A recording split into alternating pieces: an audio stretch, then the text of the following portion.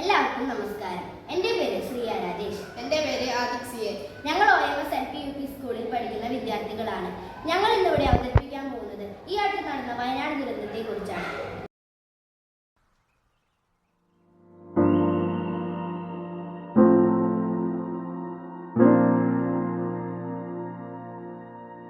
നമ്മുടെ കാലാവസ്ഥയിൽ എന്തോ വലിയ മാറ്റം സംഭവിച്ചതായി നാം ഓരോരുത്തർക്കും കാണാം.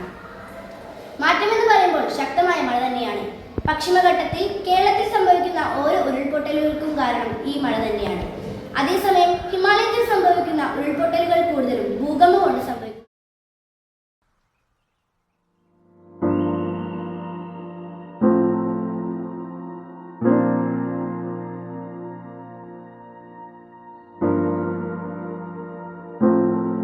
പല സ്ഥലങ്ങളിലും സംഭവിക്കുന്ന പ്രതിഭാസമാണ് സോയിൽ പൈപ്പിംഗ്. ഒരു ഭൂപ്രദേശം ഒന്നായി താഴേക്ക് പതിക്കുന്ന പ്രതിഭാസമാണിത്. ഇതിന് പ്രതിവിധി മരങ്ങൾ നട്ടുപിടിപ്പിക്കുക എന്നുള്ളതാണ്.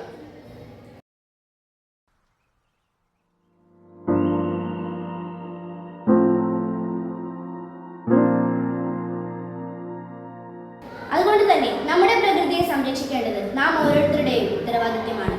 അതിനുവേണ്ടി നാം ഓരോരുത്തർക്കും ഒരുമിച്ച് പ്രയത്നിക്കാം.